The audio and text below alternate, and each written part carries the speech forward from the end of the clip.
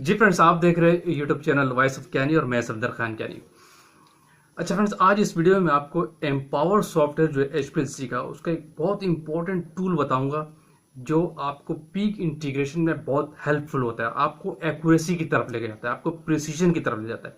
क्योंकि समटाइम्स आपकी पीक इस तरह की आती है कि इसको अगर आप मैनुअल इंटीग्रेशन करते हैं तो वो पीक टेलिंग वाले पॉइंट से भी इंटीग्रेशन में ले लेता है। इस प्रॉब्लम को सॉल्व करने के लिए एम्पावर 3 सॉफ्टवेयर के अंदर बहुत बेहतरीन टूल है।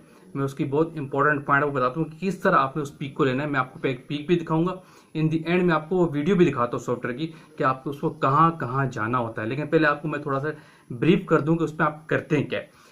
देखिए, अगर समटाइम आपके पास पीक थोड़ी सी खराब आती है, मतलब टेलिंग वाले पॉइंट से ऐसा होता है कि वो इंटीग्रेशन में वहां से ले लेता है, तो उसमें बहुत प्रॉब्लम होता है आपके एक्यूरेट रिजल्ट के लिए।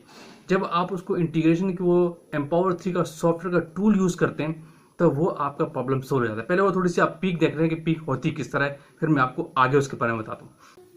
जी फ्रेंड्स, मैं आपको पीक शेप दिखा दूं, जिसके लिए आप एम्पावर सॉफ्टवेयर के टूल पे जाके ट्रेडिशनल विड्थ की वैल्यू को सेलेक्ट करके सेट करते हैं और थ्रेशोल्ड वैल्यू को सेट करते हैं, तो आपकी पीक रिक्वायर्ड जगह से कट हो जाती है। और पीक किस तरह की आती है कि आपको ये एक्टिविटी एम्पावर सॉफ्टवेयर देता है और मैनुअल भी काउंट नहीं होती, सिस्टम ऑटोमेटिक लेता है। समटाइम्स होता क्या है कि ये आपका क्रोमैटोग्राम है, आपकी पीक ऐसी आ जाती है, परफेक्ट आई है, शार्प पीक, ठीक है। लेकिन यहां से कर्व ज्यादा हो गया, ठीक है, ये कर्व ज्यादा हो गया, ये टेलिंग वाले पॉइंट से। अब इस पीक को कट करना चाहिए उसूलन यहां से, ठीक है, ये बेस्ट वे। लेकिन ये पीक कट कहां से कर लेती है, पीक ये आई, ये पीक कट कर लेती है यहां से,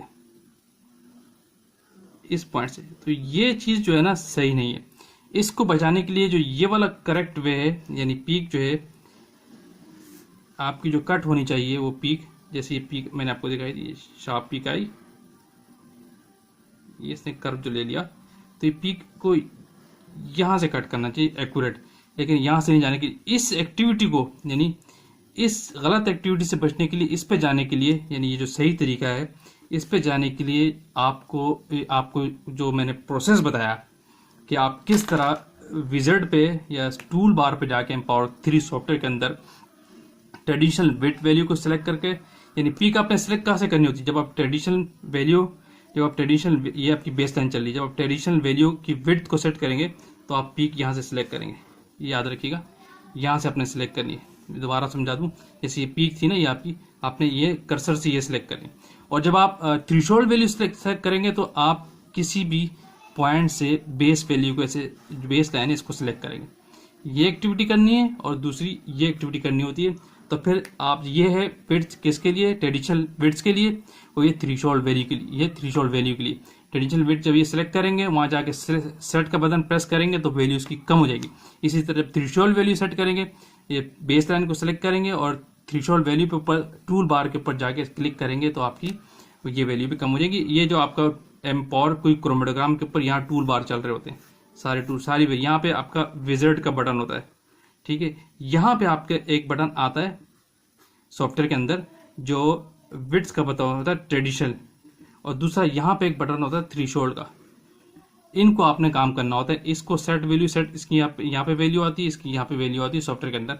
यहाँ से आप सेटिंग करते हैं तो आपका वो पीक अपनी जगह पे बेहतरीन आ जाती है। और जो कट करती है वो इस तरीके से परफेक्ट वे में, यानी इस तरह परफेक्ट वे में कट कर लेती है, यहाँ से कट नहीं करती। पीक शेप देखिए कि इस तरह की पीक शेप के प्रॉब्लम को आपने कैसे सॉल्व करना है। अब आपने जाना होता है एम्पावर के सॉफ्टवेयर के अंदर, आपने वो करना क्या होता है, वहां पे आप ट्रेडिशनल पीक विड्थ लेते हैं, ठीक है, उस पे उसको प्रोसेस करवाते हैं और ट्रेडिशनल थ्रेशोल्ड वैल्यू को प्रोसेस कराते हैं। ये दो टूल हैं बहुत इंपॉर्टेंट, जिससे कि आपका मैनुअल वर्क भी नहीं होता और ऑटो सिस्टम होता है, और आपकी जो पीक की जो एक्यूरेसी की इंटीग्रेशन है वो बढ़ जाती है। आपने जाना क्या है, आपके पास जो क्रोमैटोग्राम होता है उसके ऊपर एक टूल बार होता है सॉफ्टवेयर का एम्पावर 3 का। आप विजर्ड के थ्रू भी जा सकते हैं, जहाँ पे आप प्रोसेस करते हैं किसी भी क्रोमैटोग्राम को, तो पहले आप विजर्ड में जाते हैं। लेकिन विजर्ड के नीचे आपको लेफ्ट साइड पे और एक राइट साइड पे दो टूल नजर आते हैं, ट्रेडिशनल पीक विड्थ का और ट्रेडिशनल पीक थ्रेशोल्ड वैल्यू का। जो ट्रेडिशनल पीक विड्थ है वो जो सिस्टम ऑटो लेता है ना, उसकी वैल्यू होती है 30, ये याद रखिएगा। और थ्रेशोल्ड वैल्यू जो होती है वो 50 होती है।